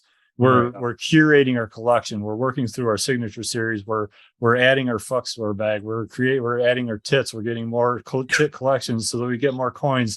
Yeah. We want our CMs. We want everything. So anybody wants their CMs to put on their tits and play with their dicks so they can have their 2 bills. Sorry, Dad. It's all there. Sorry, Dad. Yeah. What? We're getting boob jobs and butt jobs? Like, it's something else. else. The inflation time. So for a new member and anybody that had the CMs or the community or the campaign material, that allowed you to purchase the fucks. Now, because of all of that and what I did in the past, and I bought secondary and then I stacked that up, all the fucks that I bought, that money went to Hood and Tricks. And I can't tell you for sure where that's at now. But and to bring that back too. So like we talk about like you love being a minter, you know what I mean? In old money, that's really all it is. Like we don't have royalties on any of our policy ideas. Really? I never even looked. I didn't even think to look. No. Yeah, they've never had 2.4 million ADA in transactions, and none of it's gone back to the community. We literally talked about that before. We were like, good volume. Wow, great. Yeah. And that's all community volume. So we actually used to, everything was slammed under the same, like if you go on Open CNFT, it was just old money. So like our actual numbers, the problem is that none of us really give a fuck about numbers, honestly. Like that's one of the things that has drawn me to the community so much is like, you never see anyone going like, oh my God, our floor is at 600 for the 0.2 bills and 50 for this. Right now? I don't know. No. Oh, no. I wish that'd be great. Oh, I better be fine. I'm out. Gotta go. Exactly. No, they're I think it's still around 1,000. Yeah. It's rugging though, so keep posting. The floor crashed. It went from 1048 to 1030. So it's not really dropped. Actually, it's actually 1,000 and it's lower than I thought. I thought it was a bit more than that. Oh, so we are crashing. Good. Okay, so the road's working. Excellent. Yeah, actually. But anyway, so no royalties on anything. I'm also a minter. That's a robo. Stand by. Q's going to you guys do your thing, but live ledger. I love minting projects, and I really try to like DYOR as much as I can to bring it back to like your question, I guess, of all these like mechanisms or anything. If anything comes off across, like I hate whitelist. I cannot stand whitelist grinding. I cannot stand it. If any project is like, well, you guys remember like 6 months ago, even it was like, hey, get in our Discord and type a bunch of random bullshit for 30 minutes. Everything was whitelist grinding during slow-mo too. Yeah. Thankfully, we've gotten away from that, I think. Yeah, exactly. So it's like now the whitelist is like, we're just going to airdrop these tokens, these cool tokens to everybody, which is, I think, is a cooler iteration of whitelist, but that's eventually going to get oversaturated. And then what happens next? It's like, is it like a double whitelist grind where it's like you have to get on whitelist A and then grind somewhere and get onto like super secret whitelist tier 2 Omega electric boogaloo? I feel like the next grind might end up being something what Mallet Order did. Do this trial. It's like it's like interactive and you're bringing the community together. But I don't know if I didn't even bother with Mallet Order because I was like, I don't have time for this. I really don't have time to be playing games online at night and making origami ducks and stuff. I didn't have that time. I did the whitelist. I did the origami duck. I did the trial.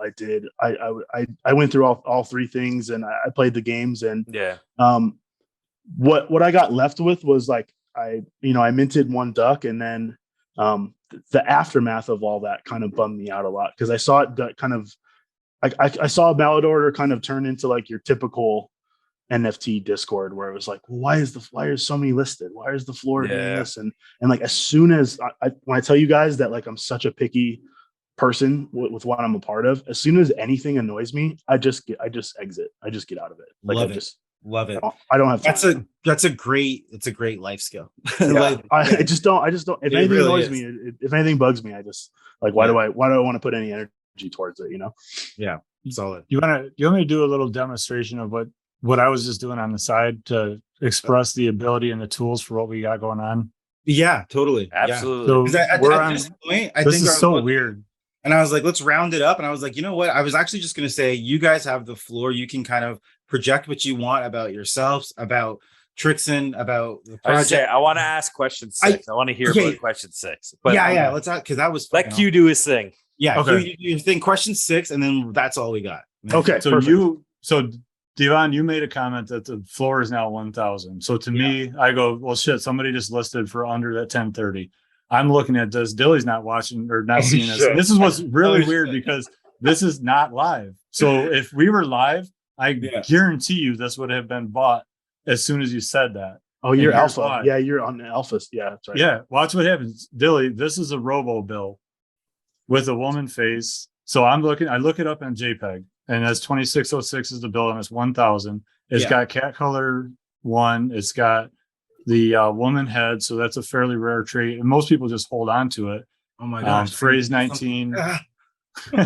So it's enough where you go, okay, there's some good traits. It's not huge, but the robo body is pretty popular. Some of the popular traits aren't the rarest traits. The Joker faces are pretty popular. People love that. The psycho degradation. There's a lot of different traits that we all know about that we go after. So then I went into Discord and I typed in /Bill, and then I put hidden so no one can see that I'm looking at it, and hidden true. And then I type in bill number 2606, that pops up, and it shows me that MF ranking 4748. So it's a 4,700 ranked bill that's at the floor at the MF ranking, and it's owned right now by Vladimir Putin. So people change their names all the time.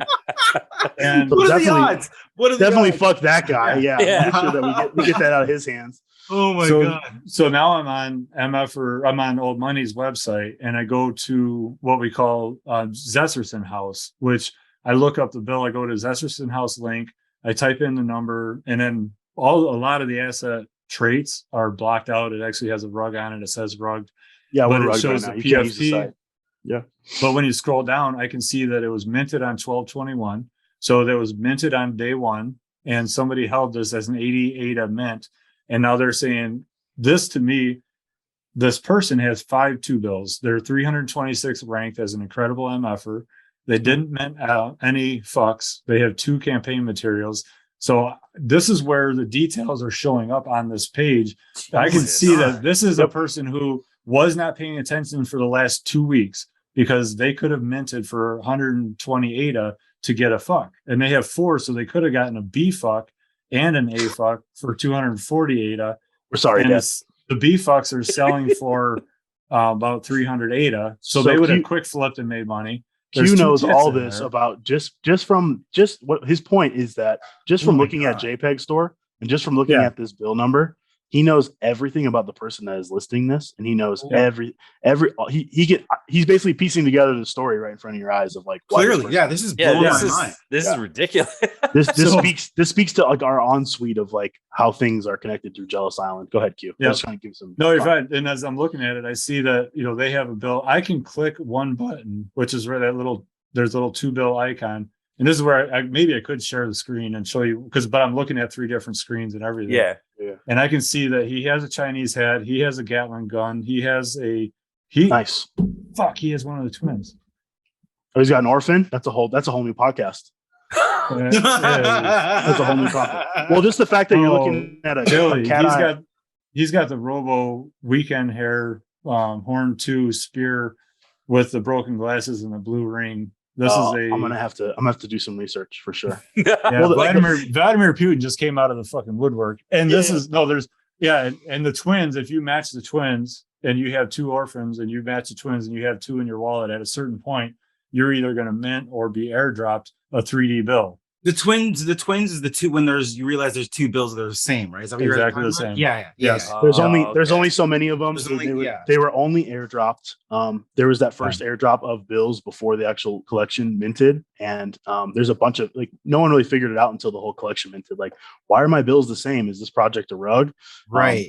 Maybe we're still figuring that out. And JPEG Store is my friend too, because I can look at that person's wallet. He listed this 20 minutes ago, so it is that hot that there's very few people actually looking at it. And they also have false idols that he purchased. So he's a buyer of false idols, DRRS. Like he's got some dead rabbits. Well, this speaks to Cardano in general. The fact that you can walk through this whole thing. Yeah, and seriously. That's a little inside watch. Yeah. I also want to make one comment before we go forward. Vladimir Putin's just a username, everyone. That's not the actual. Yes. Yeah. It's not the. Never know. Yeah. Actually, in the old money universe, we have Vladimir Putin. He's a Vladimir Putin android. So if you read the Inflation Times, that is hilarious. He showed up recently. So. Oh my god! There's an AI bot called Vladimir Putin, and he's a bad guy. So oh my god. So while we do this, and I'll do this quite often, I look at the recently listed assets in different categories. If you were a connected MFer.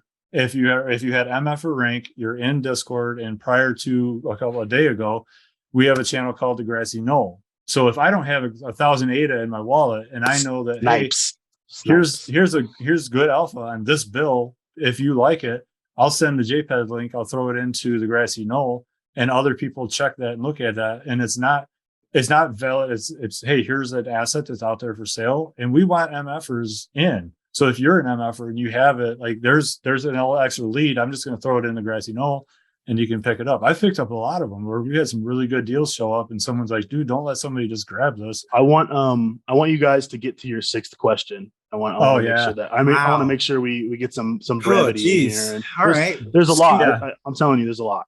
Give me a second. There's a live feed. That's what just happened. That was crazy. Just gonna move money from my No. We don't, not NFA. We don't, not financial. Well, no, I got a strange feeling we're about to have an MF. And I said money.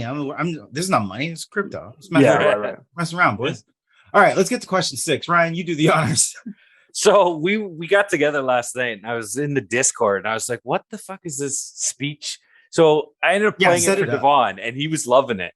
He was on his computer and then he's like, wait, what is going on over there? He's like, is someone acting? And then we listened to it. He was loving it. I was confused as shit as always. So just for other context, it's like it's only audio, not video, right? Like I didn't look. Yeah, no, there was no audio. There was only audio.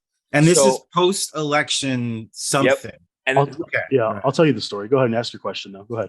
Right. Yeah. I don't even know what the question was. I close my thing. So you guys want to know about the speech. So the question is, let's talk about Richard Trixon's speech, the audio recording that sounds like someone got kidnapped and is either in a bunker or is dead.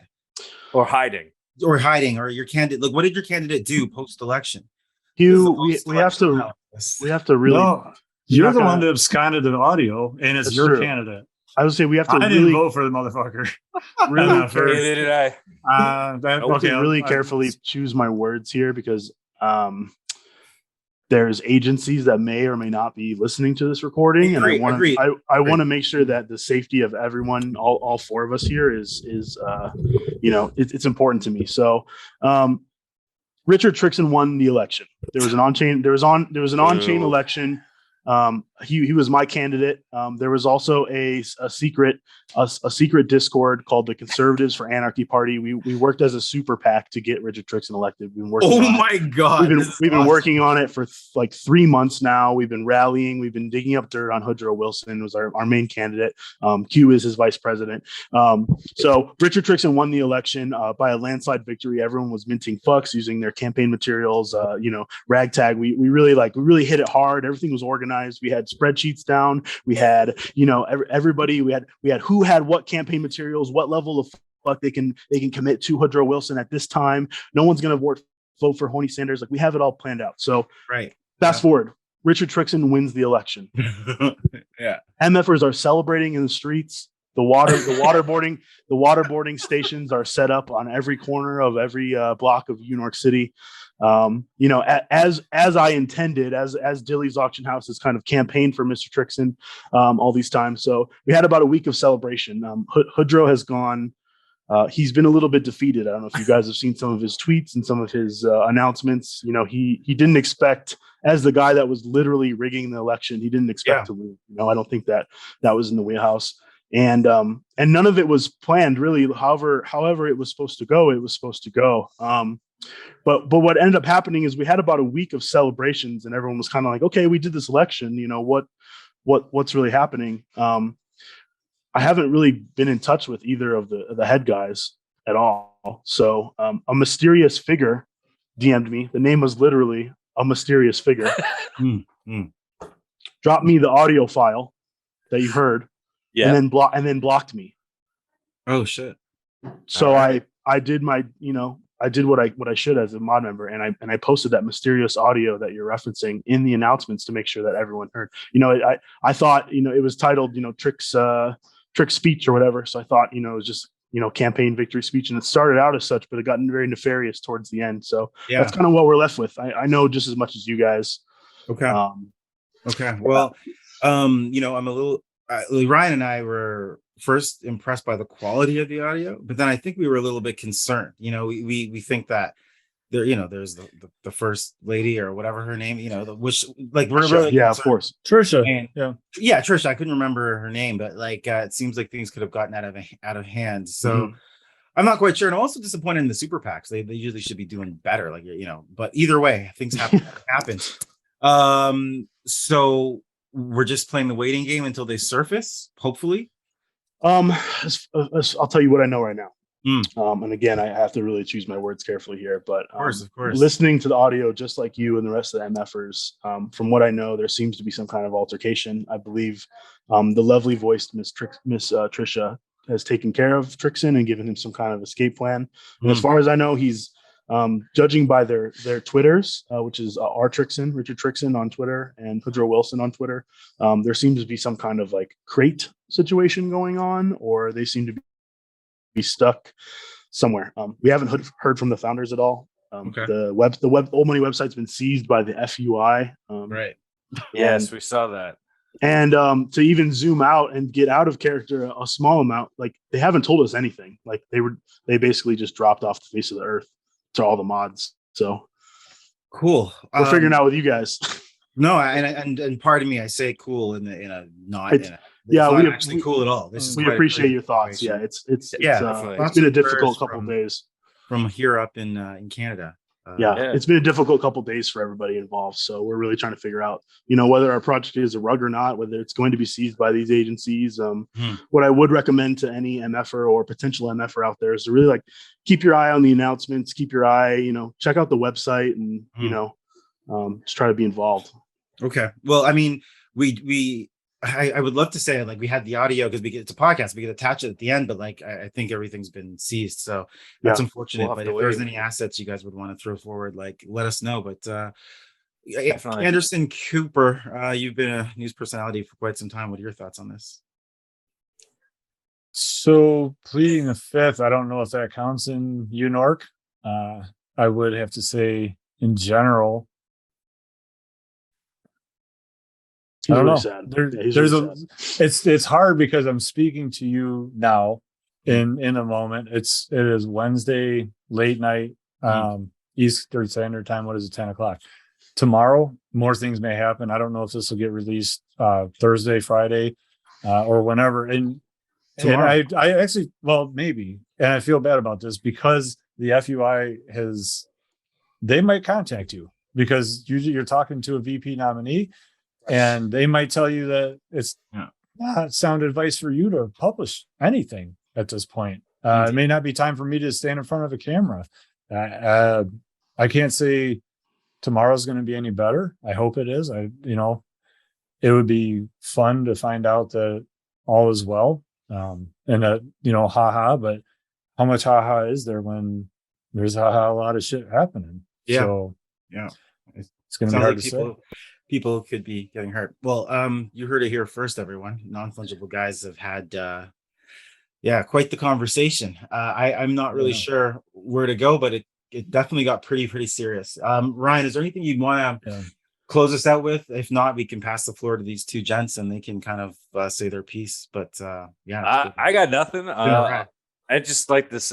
Thank you for coming on. I mean, you guys, This has been a blast. That's all I got. It's been an absolute pleasure, guys. I'm just as more confused as I was when we started. So that's perfect. This is awesome. We did our job. That's really perfect. And I hope when you listen back to this and you kind of start deciphering both me and Q's rants, that confusion amplifies as you're kind of trying to really It definitely will. It definitely will.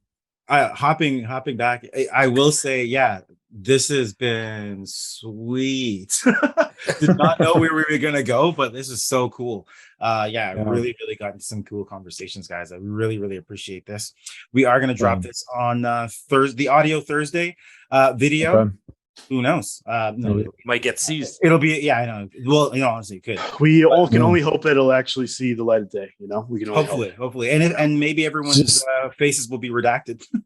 Well, that's what I was just about to ask you. Is there a way, just in case, that you can blur my face during the conversation and my name and across the eyes, just in case the black bar, with the voice changer. Yeah, well, it really started in Toledo. That's awesome. All right. I really appreciate the opportunity to skip back to a year's worth of NFT conversation too. Yeah. I've been deep in the old money lore and the investment side and the conversation side. This is not my only piece of Cardano and where I'm at. Like, we all expand into different areas. I really look forward to where everything's going to take us. I have personal plans that mean that I'm going to do this later in life. But if somebody else just chose for that to happen tomorrow, that might have been what happened. So I may be calling on you guys to hang out with you more often, and maybe, if old money's just not a thing anymore. But can we come back? It's a nervous time. You guys are, the door's always open. You guys can always come on. We didn't even get into Q. You do some amazing artwork. We didn't even get into that. So that's a whole episode. Yeah. I do have a piece of the collection, I guess you would do say. You really? But I do have. Awesome. I think I won. Oh yeah. You're in the Discord right tree, now, right? Yeah. So. Yeah, we didn't even get into that. So I guess we got to do a part 2, either with old money or Q yourself, or we'll talk. We'll do a cooking show with Dilly. We can hang out. I would love that. Can you imagine that? That'd be so. Oh my god, it'd be awesome. Cardano cooking. Done. Yeah, we'll set it up. One podcast episode, we'll just be making whatever the heck you want. Yeah, dude. Well, I'll fly to you guys. We'll set up a little. Well, I was gonna say we'll come out that way, but either way, we'll figure. Either way, it doesn't matter. Yeah, I'm always down. I would love to be back on the show. I had a great time, honestly, just talking about everything. I'm glad that we kind of got. I don't like to do these like, what is old money and what are the bills and all. I love to just talk about stuff. So whenever we can find time to do it, let's do it. Perfect. Great distraction in a time of duress. So thank you so much, guys. Agreed. All right, guys, you heard it here. I guess that's it.